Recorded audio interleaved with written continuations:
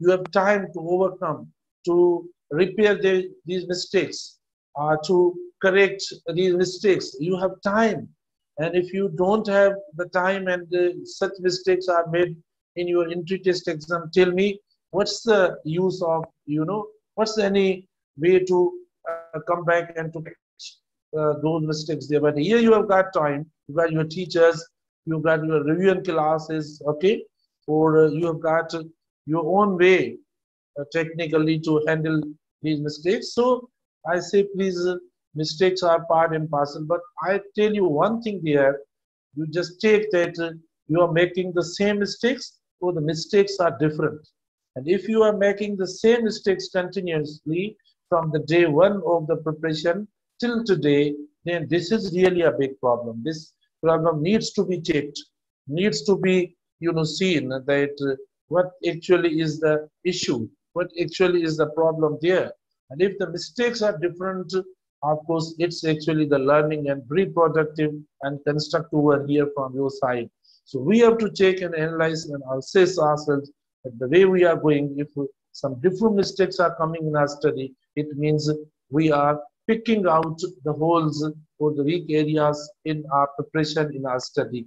That's actually the, that's actually, I say, the criteria or the pattern of the preparation, okay? That's the way to prepare towards your success there. If mistakes are coming, are emerging, okay, this is what we are learning. So dear students, it's no problem at all. However, I've seen, or even I've not received many of the messages from the students, okay, complaining about the test paper or what you've done well. This actually symbolizes or reflects the message that almost everybody has done well, wonderfully right? Okay, now today come to learn another topic that's included our syllabus. तो बेटा आज है हम जो है वो अलग एक टॉपिक को डिस्कस करते हैं. अब हमने प्रेजेंट टेंसेस पढ़ लिए और पास्ट टेंसेस भी पढ़ लिए, हमारा सिलेबस कंप्लीट हो गया.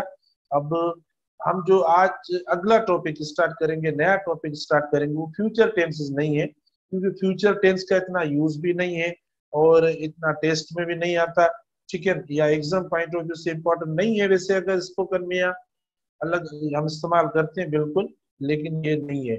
अच्छा, उसके बाद देखिए, यानी जो हम टॉपिक्स पढ़ रहे हैं, ये टॉपिक्स हम अपना सिलेबस कंप्लीट करके फिर वापस शुरू से रिवीजन करवाएंगे, वापस ये रिपीट करेंगे, ठीक है बेटा. मतलब जो पढ़ रहे हैं हम, ये जैसे हमारा सिलेबस कंप्लीट हो जाता है और टाइम हमारे पास बचता है, तो हम शुरू से के हमारा कंडीशनल सेंटेंसेस. क्या है बेटा? Conditional sentences. आज जो हम मतलब पढ़ेंगे, ये हमारा टॉपिक है कंडीशनल सेंटेंसेस. बहुत आसान है, ठीक है, बहुत इजी है, इसको हम जल्दी से पिकअप कर लेंगे और इतना कोई इसके अंदर बड़ा प्रॉब्लम नहीं है कि ये हम ना कर सके या पढ़ ना सके, बिल्कुल आसान है. अगर आप थोड़ी सी भी तवज्जो या थोड़ा सा भी ध्यान देंगे, अटेंशन देंगे, तो आप आराम से जो है वो ये कंडीशनल सेंटेंसेस सीख सकते हो, उसमें कोई इशू नहीं है. हम जिस पैटर्न से पढ़ते हैं वही सेम पैटर्न के सेंटेंस पढ़ेंगे, अब एरर्स बताएंगे, आपको मिस्टेक्स बताएंगे, और फिर किस तरीके से सेंटेंस को करेक्ट कर सकते हैं वो हम सब कुछ जो कर लेंगे. तो बेटा देखिए, जो कंडीशनल सेंटेंसेस हैं हमारे, उसके अंदर कंडीशनल सेंटेंस के अंदर टाइप 1 भी होता है, टाइप 2 होता है, टाइप 3 होता है, या 0 टाइप जो होता है उसको भी हम कंडीशनल सेंटेंस कहते हैं. तो ये हम सब कंडीशनल सेंटेंसेस पढ़ेंगे, ठीक है बेटा. यानी टाइप 1 होता है, टाइप 2 होता है, टाइप 3 और 0 टाइप कंडीशनल सेंटेंस होता है. तो ये मतलब 4 जो है वो कंडीशनल सेंटेंस होते हैं. इसके अंदर देखो, यानी मतलब ये जो कंपोजिशन होती है, फॉर्मेशन जो होती है, या जो हम स्ट्रक्चर बनाते हैं, देखो जैसे हमने टेंसेस की स्ट्रक्चर बनाई, इसी तरीके से कंडीशनल सेंटेंसेस की भी बेटा एक फॉर्मेशन या स्ट्रक्चर या कंडीशन होती है. वो मतलब इस तरीके से होती है कि इसके अंदर एक होता है इफ क्लॉज, ठीक है बेटा. एक क्या होता है? इफ क्लॉज होता है. यानी इफ क्लॉज के अंदर क्या होती है? इफ क्लॉज के अंदर जो मतलब यानी सेंस होता है, इफ क्लॉज के अंदर जो मतलब सेंटेंस होता है बेटा, इफ क्लॉज के जो वर्ड्स होते हैं या जो उसके अंदर एक मतलब या सेंस या मीनिंग होती है, वो कंडीशनल वाली होती है. यानी कंडीशनल क्लॉज जो हम बनाते हैं, या कंडीशनल सेंटेंस जो हम बनाते हैं वो एक्चुअली दो पार्ट्स पे मुश्तमिल होता है।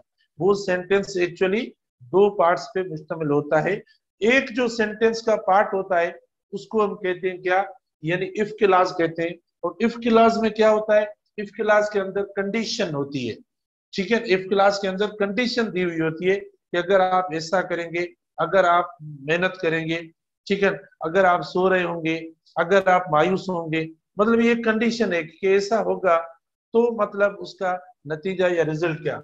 अच्छा, ये फर्स्ट होता है। और सेकंड जो होगा यानी इसी सेंटेंस का मतलब वो होगा, यानी जैसे मेन क्लॉज आप बोले, एक इफ क्लॉज होता है और दूसरा क्या होता है, यानी मेन क्लॉज होता है।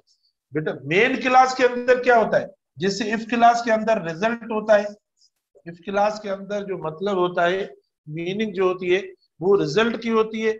इसी तरीके से मेन क्लॉज के अंदर जो मतलब सॉरी इफ क्लॉज के अंदर कंडीशन शो होता है और मेन क्लॉज के अंदर हम रिजल्ट शो करते हैं।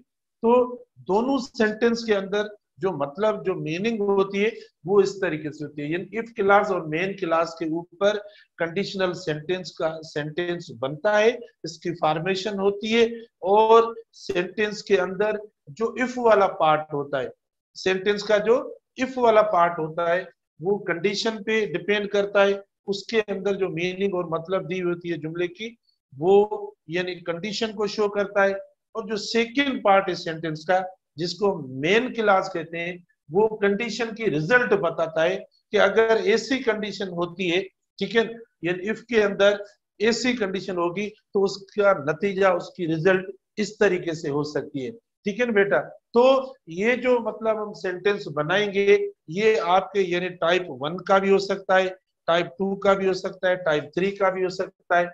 इसके अंदर मुख्तलिफ वर्ड्स इस्तेमाल होते हैं, यानी कंडीशनल कंजंक्शंस जो इनकी मतलब बनावट होती है उनमें आप देखें हम कंडीशनल कंजंक्शंस भी इस्तेमाल करते हैं, तब यानी ये कंडीशनल सेंटेंस बनते हैं। क्या कंडीशनल कंजंक्शंस भी हम इस्तेमाल करते हैं। अब कंडीशनल कंजंक्शन जैसे आपने इफ इस्तेमाल किया, आप इस्तेमाल करेंगे बेटा क्या, इफ इस्तेमाल कर सकते हैं, यानी अनलेस भी आप इस्तेमाल कर सकते हो। अब मैं इधर बता दूं आपको कि भाई अनलेस और इफ में क्या फर्क है। बेटा इफ मतलब पॉजिटिव के तौर पर इस्तेमाल होता है। इफ मतलब ऐसा कंजंक्शन है जो पॉजिटिव या अफर्मेटिव मीनिंग देता है। मीनिंग जो होगी ना इफ की वो पॉजिटिव और अफर्मेटिव वाली होती है। जबकि अनलेस का जो मतलब होता है, यानी अनलेस का जो मतलब होता है, मैं इधर ब्रैकेट में बता दूं आप समझ लेना, ये इफ का मतलब नहीं है, ये सिर्फ अनलेस का मतलब है। तो अनलेस का जो मतलब होता है, अनलेस का मतलब है इफ नॉट, यानी ये खुद नेगेटिव की मीनिंग देता है। यानी इफ वाला अगर सेंटेंस बनाएंगे तो उसके अंदर आप इस्तेमाल करेंगे इफ ही डजंट या इफ ही डिडंट, ठीक है, इस तरीके से, या इफ ही इजंट, ऐसा कोई एक्सप्रेशन इस्तेमाल करेंगे इफ वाले के साथ अगर इफ का नेगेटिव करना चाहते हो। लेकिन अनलेस का कोई सेंटेंस आप नेगेटिव करना चाहते हो तो अनलेस के अंदर नेगेटिव वर्ड इस्तेमाल नहीं करेंगे। यानी जिस जगह अनलेस का यूज होता है सेंटेंस के अंदर वहां आप अनलेस के साथ नॉट इस्तेमाल नहीं करोगे। मैं एग्जांपल्स दूंगा क्योंकि अनलेस खुद जो है वो नेगेटिव है। और आपको पता है यानी इंग्लिश सेंटेंसेस के अंदर हम रिपीटेशन नहीं करते, यानी डबल नेगेटिव्स जो है वो इस्तेमाल नहीं करेंगे। तो आप ये नहीं बोलेंगे अनलेस ही डजंट या अनलेस ही डिडंट, ये आप नहीं बोलेंगे क्योंकि अनलेस का मतलब ही क्या है, अनलेस का मतलब है नॉट, तो वो पहले अनलेस के मतलब में आ जाता है, तो हम दोबारा उसको वापस रिपीट नहीं करेंगे। मैं अलग समझाऊंगा सेंटेंस देकर, आप भी थोड़ा अटेंशन दें, आप भी थोड़ा प्रॉपरली प्लीज कंसंट्रेशन से पढ़ें। ये बहुत आसान सब्जेक्ट है, आपको कैश मार्क्स इस सब्जेक्ट की मिल रही है बगैर किसी चीज को पढ़े हुए या बगैर जो वो अपना सर खपाने के, मतलब आप आराम से इन चीजों को पिकअप करके बोर्ड पे मैं कहता हूँ अलग टाइम ना दे, जिससे मैं बोर्ड पे आप पे पढ़ा रहा हूँ और स्क्रीनशॉट आपके पास आ जाता है, आप उस पे तवज्जो दें तो आपकी आराम से प्रिपरेशन हो जाएगी, कोई प्रॉब्लम नहीं है। देखो इतना आसानी से आपकी प्रिपरेशन हो रही है, अलग टाइम अलग जो हेडेक लेना वगैरह कोई जरूरत नहीं है। लेकिन कुछ बच्चे ध्यान नहीं देते, फिर मैसेज करते हैं, फिर बोलते हैं सर इधर क्या होगा। तो बेटा आप देखो इसमें कौन सा प्रॉब्लम है, आपको बता रहा हूँ, ठीक है, कोई भी ऐसा प्रॉब्लम तो नहीं है, इतना आराम से हम पढ़ रहे हैं। अच्छा, तो मैं ये बात कर रहा था, जैसे अनलेस आप इस्तेमाल कर सकते हैं, या कंजंक्शंस में और देखें, प्रोवाइडेड, प्रोवाइडेड वर्ड इस्तेमाल करेंगे। जैसे प्रोवाइडेड का मतलब इधर कंजंक्शन के तौर पर इफ का होता है, यानी प्रोवाइडेड का मतलब क्या है, इफ का मतलब। प्रोवाइडेड दैट भी इस्तेमाल करते हैं, प्रोवाइडेड दैट भी इस्तेमाल करते हैं बेटा, या इन केस जो वो वर्ड इस्तेमाल करते हैं, ये भी आप कंडीशनल सेंटेंसेस में इस्तेमाल करते हैं। तो ऐसे अल्फाज जो होते हैं, या हम वेन भी जो है वो इस्तेमाल कर लेते हैं, देखो कंडीशनल के तौर पर। हालांकि ये टाइम कंजंक्शन, ये वेन जो है वो टाइम कंजंक्शन है, लेकिन हम कंडीशनल में भी इसको इस्तेमाल कर सकते हैं। तो देखो मैंने आपको सबसे पहले ऊपर क्या बताया, यानी फॉर्मेशन। फॉर्मेशन कैसे बनती है कि इसके दो क्लासेस होते हैं। दो क्लासेस कौन से होते हैं, यानी एक को हम क्या कहते हैं, एक को हम कहते हैं इफ क्लास, और सेकंड को हम क्या बोलते हैं, सेकंड को हम बोलते हैं मेन क्लास। इफ क्लास में क्या होता है, कौन सा मतलब होता है, कौन सी बात कही हुई होती है। इफ क्लास के अंदर जो बात कही हुई होती है वो कंडीशन वाली होती है। कंडीशन क्या होती है, मतलब अगर कंडीशन एक होती है इस तरीके से कि अगर आप यानी मेहनत करोगे, ठीक है, या अगर आप जल्दी उठोगे तो ऐसी कंडीशन होगी। अगर ऐसी कंडीशन होती है तो फिर उसका नतीजा क्या निकलेगा, फिर जैसी कंडीशन होगी वैसा नतीजा निकलेगा। आप देखो तो जो नतीजे वाला क्लास होता है, नतीजे वाला जो सेंटेंस का पार्ट होता है, उसको हम बोलते हैं क्या, मेन क्लास बोलते हैं। क्या बोलते हैं, मेन क्लास बोलते हैं। और मेन क्लास में क्या होता है, मेन क्लास में कंडीशन की रिजल्ट होती है। मेन क्लास में बेटा कंडीशन की रिजल्ट होती है। फिर बनते कैसे ये सेंटेंस, ये बनते हैं आपके कंडीशनल कंजंक्शंस लगाएंगे आप इसके अंदर। मतलब जो इनको बनाने के लिए, यानी कंडीशनल सेंटेंसेस को बनाने के लिए, या इनको इनकी कंस्ट्रक्शन या फॉर्मेशन के लिए आप दूसरे टाइप्स के कंजंक्शन इस्तेमाल नहीं करेंगे। जिससे एंड वगैरह जुमले में कहीं बीच में आता है तो अलग बात है, लेकिन शुरू में जो एट द बिगिनिंग जिसे हम इफ इस्तेमाल करते हैं, या अनलेस इस्तेमाल करेंगे, प्रोवाइडेड दैट इस्तेमाल करेंगे, इस तरीके से दूसरे कंजंक्शन इस्तेमाल नहीं करेंगे। क्योंकि कंडीशनल के लिए जो कंजंक्शन हम दे रहे हैं उससे आपका कंडीशनल कंजंक्शन बनेगा। और ये जो कंजंक्शन आपके इस्तेमाल होंगे वो जिस जगह कंडीशन वाली मीनिंग होगी सेंटेंस की, कंडीशन वाली मीनिंग होगी सेंटेंस की, उसमें ही वो कंजंक्शन इस्तेमाल होंगे। मेन क्लास में ये कंजंक्शन इस्तेमाल नहीं होंगे। मेन क्लास के साथ ये जो कंडीशनल कंजंक्शन है ये इस्तेमाल नहीं होंगे। ये जो कंजंक्शन इस्तेमाल होते हैं ये उस पोजीशन या जगह पे इस्तेमाल होंगे जिस जगह ये सेंटेंस कंडीशन का मतलब देगा, उस जगह हम इस्तेमाल करेंगे। तो हम सबसे पहले डिस्कस करते हैं, जिक्र करते हैं किसका, टाइप 1 का बेटा जिक्र करते हैं।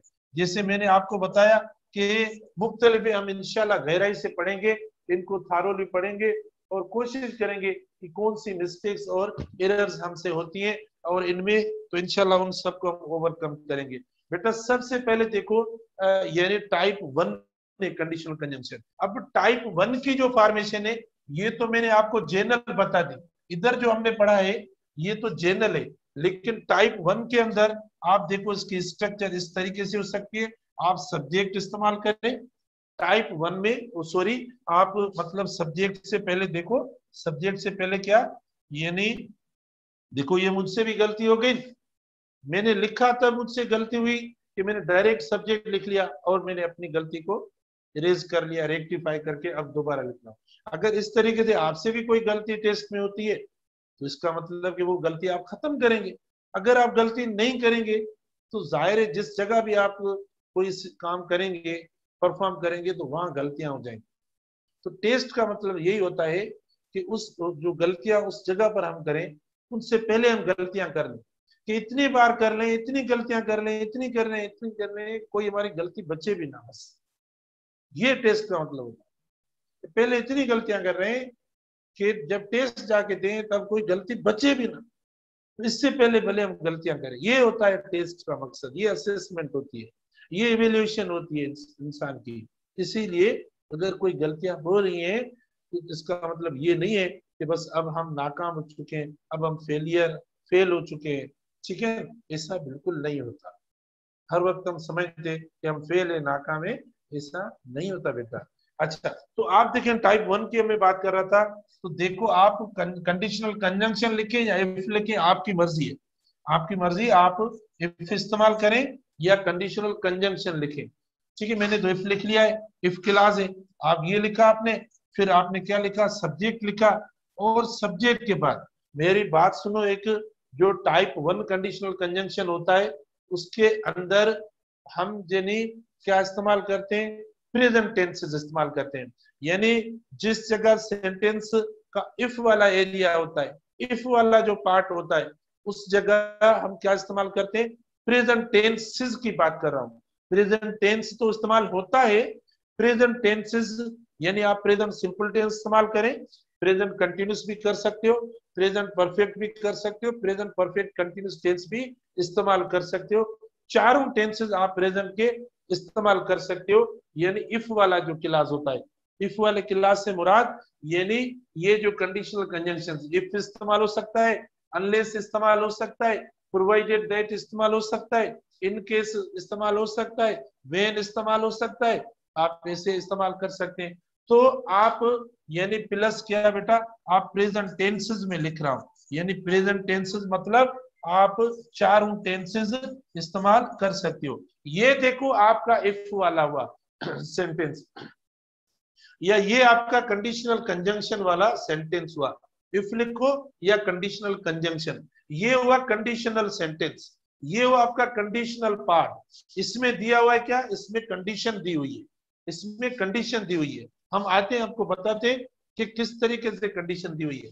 और फिर जो सेकंड पार्ट आपका सेंटेंस का होता है, आप सब्जेक्ट इस्तेमाल करेंगे जिसको हम रिजल्ट क्लास कहते हैं।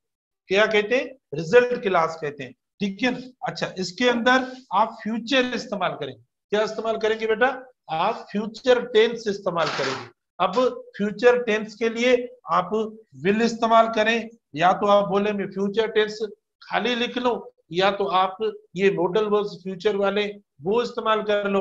आप विल इस्तेमाल कर सकते हो, आप शैल इस्तेमाल कर सकते हो, आप कैन इस्तेमाल कर सकते हो, आप मे इस्तेमाल कर सकते हो, शुड इस्तेमाल कर सकते हो, प्लस वर्ब की फर्स्ट फॉर्म।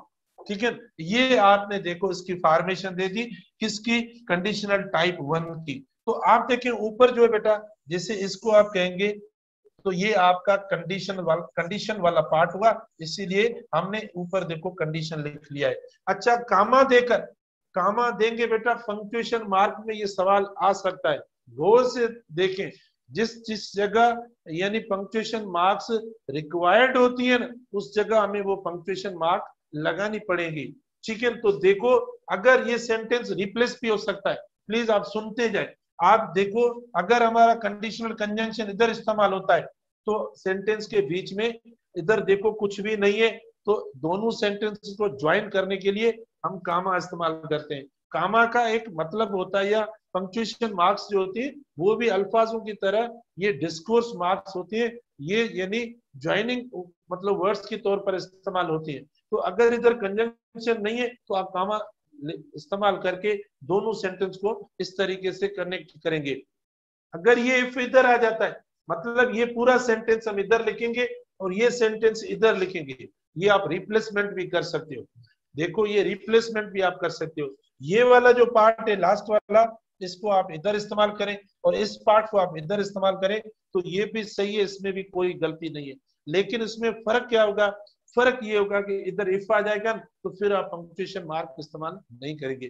तो ये हुआ कंडीशन वाला। और सेकंड क्लास बेटा जो हुआ, जिसको हम क्या बोलते हैं, जो हम अब लिखते हैं, वो होगा आपका रिजल्ट क्लास। ठीक है, इसको आप रिजल्ट क्लास बोलेंगे। क्या बोलेंगे, इसको आप रिजल्ट क्लास बोलेंगे। तो इस तरीके से आप यानी ये सेंटेंस इस्तेमाल करेंगे। अब मोस्ट कॉमन एग्जांपल हम देते हैं, सेंटेंस एग्जांपल आप देखें। इफ यू, देखो बेटा, इफ यू वर्क हार्ड, आप देखो, if you work hard you will be, देखो, if you work hard you will be successful, you will be successful। अब आप देखो, हमने आपको सेंटेंस दे दिया, if you work hard you will be successful. अब ये क्या कंडीशन है, कि कंडीशन कौन सी है, कि अगर आप मेहनत करोगे तो उसकी रिजल्ट नतीजा क्या, कि आप कामयाब हो जाए। तो आप देखो कंडीशन का ये पार्ट हुआ सेंटेंस का। और कौन सी कंडीशन, इस कंडीशन पे नतीजा कौन सा निकलेगा, यानी ये जो कंडीशन है इसका नतीजा क्या निकलेगा, रिजल्ट क्या आएगी। देखो इसकी रिजल्ट ये आ गई, ठीक है, इसकी रिजल्ट क्या आई। थोड़ी मतलब इसको कलर दें ताकि हमारी राइटिंग अच्छी नजर आए आपको। अच्छा, तो आप देखें ये आपके लिए हम थोड़ी कर रहे हैं, ताकि हमारी राइटिंग खूबसूरत आए इसीलिए कर रहे हैं। अच्छा आप देखो बेटा, ये क्या, यानी इधर आप, ये कंडीशन है, ये आपकी कंडीशन, ठीक है। और फिर आप देखो ये रिजल्ट आ गया, अच्छे रिजल्ट है या नहीं, ये रात वाले जैसे रिजल्ट है, कल शाम को जो रिजल्ट आई है ना आपकी, ऐसी ऐसी रिजल्ट देखो इधर भी आ गए इसमें। तो अगर आप अपनी कंडीशन ऐसी रखेंगे तो रिजल्ट ऐसी आएगी। ये नहीं है कि भाई पता नहीं क्या होगा क्या होगा, कुछ भी नहीं, ये सब इस पे डिपेंड करता है। तो मैंने फर्स्ट कंडीशन भी ये दे दी है कि ऐसी रखें बस, और सब कर रहे हैं माशाल्लाह, बिल्कुल हम मानते हैं। अच्छा, if you work hard you will be successful, बेटा देखो ये आप हो गया। आप इसको इस तरीके से भी लिख सकते हो, मैंने आपको बोला ओ आर, बेटा देखो आप इसको इस तरीके से भी लिख सकते हो सेंटेंस, जैसे मैंने आपको बोला यू विल बी, क्या, you will B, you will be successful, you will be successful if you, अब कामा वगैरह ना दे, इफ यू, देखो इफ यू वर्क हार्ड, अब आपका हो गया ना, देखो ये हो गया, you will be successful if you work hard. बेटा इसको इस तरीके से भी लिख सकते, दोनों मतलब एक जैसे, कोई फर्क नहीं पड़ता। इधर देखो हमने कोई कामा और पंक्चुएशन मार्क नहीं दी, तो इस तरीके से टाइप 1 का ये बनेगा। अब आप इधर प्रेजेंट कंटिन्यूअस टेंस लिखे, प्रेजेंट परफेक्ट टेंस लिखें, या जो है वो आप प्रेजेंट परफेक्ट कंटिन्यूअस लिखें, जो भी लिखे इधर आप फ्यूचर वगैरह, ये टाइप 1 में होता है। अच्छा अब एरर कौन सी होगी, आप बोलेंगे सर ये तो होगा, लेकिन अब एरर भी मैं आपको बता दूं। देखो एरर हम अगले पेज पे आपको बताते हैं, यानी एरर कौन सी होगी। देखो एरर ये होती है कि जो इफ क्लास होता है ना, इफ क्लास होता है बेटा, इफ क्लास के अंदर हम मिस्टेक्स जो है वो अवॉइड करते हैं। मिस्टेक्स अवॉइड करते हैं मतलब यानी जो विल शेल या जो फ्यूचर वाले वर्ड्स होते हैं, खास तौर पर विल होता है, शेल होता है या वुड होता है, बेटा वो अवॉइड करते हैं। अवॉइड यूजिंग, क्या, अवॉइड यूजिंग मतलब मिस्टेक के अंदर देखो हम इस्तेमाल करते हैं, ये लिख लें, अवॉइड यूजिंग, ये मोस्टली बेटा अवॉइड करें, अवॉइड यूजिंग विल, शैल या वुड, या ऐसे जो मॉडल्स होते हैं, ऐसे जो मॉडल्स होते हैं, ओके, ये आप अवॉइड करें। Avoid using will, shall, would in, देखो इन इफ क्लॉज, जो इफ क्लॉज होता है बेटा उसके अंदर आप ये इस्तेमाल ना करें। कौन से, विल, शैल, वुड, क्योंकि उनमें हम कौन से इस्तेमाल करते हैं, या दूसरे मॉडल भी जो एक बेसिक स्ट्रक्चर है जो एग्जाम में आता है, ठीक है बेटा, जो एंट्री टेस्ट के एग्जाम में आता है, उससे के हवाले से मैं बात कर रहा हूँ, क्योंकि बहुत फॉर्मल स्ट्रक्चर है, ठीक है, उसमें आप ये वर्ब्स जो वो अवॉइड करें। अब देखो मैं एक मिस्टेक कर रहा हूँ, मैं एक सेंटेंस लिख रहा हूँ, आप खुद बोलेंगे सर आपने गलती की। फॉर एग्जाम्पल आप देखें, इफ यू विल, ठीक है, if you will wake up early you will attend, ठीक है बेटा, देखें you will attend the class, attend the class on time. देखो टाइप 1 का हम पढ़ रहे हैं, हम टाइप 1 पढ़ रहे हैं। If you will wake up early you will attend the class on time, ठीक है। अब आप देखो, आप मुझे बताओ कौन सी एरर है, ये आपका ए हुआ, ये आपका बी ऑप्शन हुआ, इसको वेकअप को भी कर ले, ये विल अटेंड, इधर देखो कुछ स्टूडेंट को प्रॉब्लम हो रहा होगा, और इधर देखो ये डी हुआ आपका, और इधर देखो मैं आपको एक और ऑप्शन दे देता हूं, यानी नो एरर का, ई, ठीक है बेटा। देखो सेंटेंस आपके सामने, if you will wake up early you will attend the class on time. तो अब देखो इसमें एक एरर है, और वो कौन सी एरर है, देखो इसके अंदर जो एरर अब आ रही है ये एरर है। कई स्टूडेंट ये समझ रहे होंगे कि हमें जो है वो ये मॉडल वर्ब्स या विल शेल वाले जो मॉडल वर्ब्स हैं हमें ये किसी जगह पर भी इस्तेमाल नहीं करने। आप बेटा सेकंड सेंटेंस में इस्तेमाल कर सकते हो, जो हमने सेकंड इस्तेमाल किया है ना, इधर देखो इफ नहीं है, इधर देखो कंजंक्शन नहीं है, ठीक है, तो आप इस्तेमाल कर सकते हो। तो ये आपका दुरुस्त हो सकता है, आप इस्तेमाल कर सकते हो, ठीक है। मैं एक और सेंटेंस आपको देता हूँ, अच्छा एक और सेंटेंस आपको देता हूँ, आप प्लीज उसको भी कर लें। when, देखो when you will ask us, will reply to you। देखो बेटा अब when you will ask us, will reply to you। अब बताएं इसमें कौन सी एरर है। ठीक है, बिल्कुल आसान है, इसमें कोई इश्यू नहीं है। देखो मैंने आपको पहले भी कहा है कि ये बहुत आसान है, यानी जो कंडीशनल सेंटेंसेस हैं ये बहुत आसान है, इसमें कोई भी प्रॉब्लम नहीं है बेटा। अब देखो ये लास्ट आ गया, तो सेंटेंस देखें, when you will ask us we will reply to you. बताएं इसमें कौन सी एरर है। देखो मैंने आपको जब मैं टेंसेस पढ़ा रहा था ना, तब भी मैंने आपको ये कंडीशनल के थोड़ी थोड़ी चीजें बता दी थी, और उसमें मैंने आपको ये बताया था वाज़ेह तौर पर कि अगर टाइम कंजंक्शन और कंडीशनल कंजंक्शन जिस जगह भी इस्तेमाल होंगे ना, उस जगह पर आप ये फ्यूचर वाले वर्ड्स इस्तेमाल नहीं करेंगे। जो हेल्पिंग वर्ब्स फ्यूचर वाले ये आप इस्तेमाल नहीं करेंगे। तो ये भी टाइम का तौर पर कंजंक्शन एज सून एज होता है, ठीक है ना, या टिल होता है, अनटिल होता है, बिफोर आफ्टर वाले ऐसे वर्ड्स मैंने आपको टेंसेस में भी बताए हैं, आपने अगर सुना होगा तो आप देखें इधर जो मिस्टेक हो रही है हमारी, कौन सी मिस्टेक हो रही है, ये बेटा मिस्टेक हो रही है पी, क्योंकि हमने इसके साथ क्या इस्तेमाल किया, विल आस्क इस्तेमाल किया, विल यानी फ्यूचर का यूज किया। इधर भी देखो इसके साथ फ्यूचर का यूज है, इसीलिए गलत हो रहा है, इसीलिए गलत हो रहा है। ठीक है, एक ये हुआ। उसके बाद देखिए मैं अनलेस की बात कर रहा था, किसकी बेटा, अनलेस की। अब अनलेस के साथ क्या मसला होता है, अनलेस के साथ नेगेटिव नहीं, जैसे आप इफ के साथ इस्तेमाल कर सकते हो ना, तो अनलेस के साथ आप इस्तेमाल नहीं करेंगे, क्या नॉट इस्तेमाल नहीं करेंगे। अब देखो अनलेस ही, ठीक है, अनलेस ही डजंट, ठीक है बेटा, देखो unless he doesn't work hard, देखो sorry, unless he doesn't work hard, unless he doesn't work hard, he won't succeed। अब देखो ये आया, अब इसमें देखो कौन सी एरर हो रही है, तो हम एरर्स देख रहे हैं, ठीक है। unless he doesn't work hard, he won't succeed, ठीक है बेटा। अब देखो इसको ये ए करते हैं, क्योंकि अगर इधर में यानी अंडरलाइन करता हूं तो आप बोलेंगे सर इफ हो सकता है, अगर इफ लिखेंगे इधर अनलेस की जगह पर तो सही हो जाएगा, तो फिर दो ऑप्शंस हो जाएंगे। तो आप देखो ये आपका बी ऑप्शन हुआ, राइट। अच्छा, उसके बाद आप देखें, यानी इसको हम सी ऑप्शन करते हैं, और वोंट सक्सीड इसको हम डी ऑप्शन करते हैं, और ये आपका यानी नो एरर का ऑप्शन होगा, ठीक है बेटा। अब बताएं इसमें कौन सी एरर है, जो मैं आपको बता रहा था ना कि अगर हम अनलेस इस्तेमाल करेंगे तो आप अपने जुमले को पॉजिटिव के तौर पर रखेंगे, नेगेटिव नहीं करेंगे, क्योंकि अनलेस खुद का मतलब क्या है, यानी अनलेस का मतलब है बेटा इफ नॉट, इफ नॉट ये खुद मीनिंग जो देता है ना, सेंस जो देता है, ये नेगेटिव का देता है।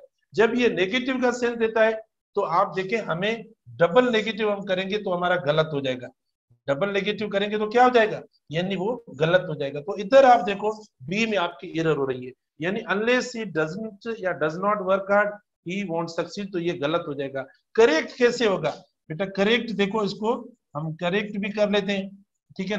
अनलेस, अनलेस ही, देखो he work hard, unless he work hard he, मुझे पता है आप कुछ लिख रहे हुए महसूस कर रहे होंगे, जो शागिर्द ध्यान दे रहे हैं वो महसूस कर रहे हैं, क्या सही है या अभी भी गलत है बेटा, क्या सही है या गलत है, देखो जल्दी बताओ। Unless he work hard he won't succeed, ये दुरुस्त है या अभी भी मिस्टेक है इसके अंदर, शाबाश शाबाश, राइट और रॉन्ग बेटा, ये बिल्कुल आप सही कह रहे हो कि ये सेंटेंस जो है वो गलत है और इधर एरर हो रही है। कहाँ, ये देखो इधर आप क्या इस्तेमाल करेंगे, वर्क्स, एस लगाएंगे तब ये दुरुस्त होगा, क्योंकि ही के साथ होता है, ठीक है। तो आज इतना काफी है, इंशाल्लाह मजीद जो है वो कल डिस्कस करेंगे इसके बारे में, right. Thank you very much.